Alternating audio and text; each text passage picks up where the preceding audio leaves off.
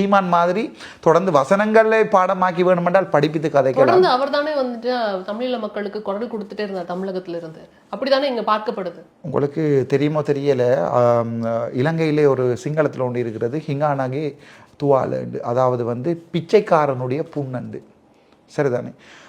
அந்த பிச்சைக்காரன் தன்னுடைய புண்ணை ஆற விட மாட்டான் வாழ்க்கையில். ஏன்? அதை காட்டி காட்டித்தனமாக பிச்சை எடுக்கணும்.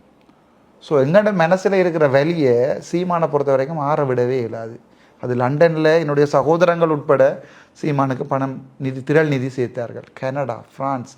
நான் அரசியலுக்கு இவரை எதிர்க்கும் வரைக்கும் நான் அப்போவே இவரை எதிர்த்துட்டேன். நான் இவரை எதிர்த்தமா நான் 2024 நவம்பர் எம்பி ஆகி நவம்பர்லேயே இவருக்கு ஒரு கடிதம் எழுதி போட்டுட்டேன். அண்ணா, எங்களோட வெளியே வச்சுக்கொண்டு அரசியலை செய்யாதீங்க. இவருடைய எனக்கு கோவம் இல்லை, எனக்கு இவர் யாருன்னு தெரியாது. இவர்கிட்ட விஜயலட்சுமியோட கதையும் எனக்கு போன வீக் தான் பார்த்தேன் நான் இன்டர்வியூவில். ஆனால் எனக்கு சில பேரை பார்த்த உடனே ஒரு மனசில் ஒரு எண்ணம் வரும், he can be a leader and. அது அப்படி மனசில் ஏன் அப்படி வருதுன்னு எனக்கு தெரியாது. பட் ஐ ஃபெல்ட், நான் ஃபீல் பண்ணினேன், இவர் தமிழ் மக்களுடையோ தமிழீழ மக்களுடையோ தமிழக மக்களுடைய ஒரு ஜனநாயகனாக மாறலான்னு. அது நேச்சுரலாக வரணும். நீங்கள் பிறக்கைக்கே வரணும், உங்களுக்கு விளங்கலையா? உன்னுடைய கடைசி ஆசை என்ன என்று என்னுடைய தமிழ்நாட்டு முதலமைச்சர் திரு ஜோசப் விஜய் ஆகிய நான் என்பதை வாசிக்கின்ற போது அதை என்னுடைய 2 கண்களாலும் பார்க்க வேண்டும் என்று ஆசைப்படுகிறேன். நேற்றைய தினம் அதை நீங்க பாத்தீங்களா? பதவியேற்பு விழா ஆளுநர் 13ஆம் தேதி வரைக்கும் டேட் கொடுத்துருக்கிற வாரது. அந்த 48 மணி நேரத்துல இருந்து நீங்க பார்த்துட்டு உங்களை கொண்டு சொல்லணும். நான் அந்த டைம் ஜெயிலில் நினைக்கிறேன், 2 நாளில் ஜெயிலில் அடைக்கப்பட்டிருந்தேன் நான். என்னுடைய இளைய தளபதி விஜய் முதலமைச்சராக வரப்போறாரு. தளபதி தன்னுடைய தேர்தல் பரப்புரைகளை தொடங்க 3 மாதத்துக்கு முன்னமே நான் எதிர்ப்பு கூறியிருந்தேன், 100 சீட்ஸை விட கூட சீட்ஸ் பெறும். திரு விஜய் அவர்கள் மாநாட்டில் கச்சத்தீவை மீட்போம் அப்படின்னு சொன்னதுக்கு அப்புறம் அங்கிருந்தும் ஒரு குரல் வந்தது. சுப்பன சுந்தரியை கேட்கல, உணர்வு பூர்வமாக என்னுடைய மண் எனக்கு வேணும் என்று கேட்டதாகத்தான் நான் பார்த்தேன்.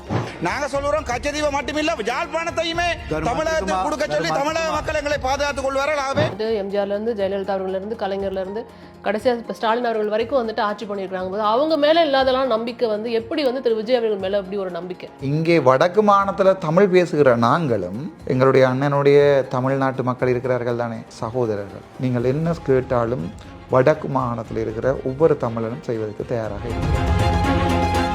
தெரியாம போட்டுட்டோன்னு மக்கள் ஃபீல் பண்றாங்க. அது மட்டும் இல்லாமல் திரைக்கவர்ச்சியினால வந்த வெற்றி அப்படின்னு நிறைய பேர் சொல்லிட்டு இருக்காங்களே, அதை தான் கேட்கணும். அப்ப உதயநிதி ஸ்டாலின் திரைப்படங்களை நடித்தது இல்லையா? ஏன் விஜய் அவர்களை மக்கள் விரும்பின மாதிரி உதயநிதி ஸ்டாலினை விரும்பல? அது சீமான் மாதிரி தொடர்ந்து வசனங்களை பாடமாக்கி வேணுமென்றால் படிப்பித்து கதைக்கலாம். அவர் தானே தமிழீழ மக்களுக்கு குரல் கொடுத்துட்டே இருந்தார் தமிழகத்துல இருந்து. புலம்பெயர்ந்த மக்களுடைய பணத்திலே தன்னுடைய பிள்ளையையும் கொண்டு அமெரிக்காவிலே படிப்பித்த சீமான் என்கிற லண்டனில் என்னுடைய சகோதரங்கள் உட்பட சீமானுக்கு பணம் திரள் நிதி சேர்த்தார்கள். Canada, France. ஸோ எங்கள்ட மனசில் இருக்கிற வலியை சீமானை பொறுத்த வரைக்கும் ஆற விடவே இல்லாது.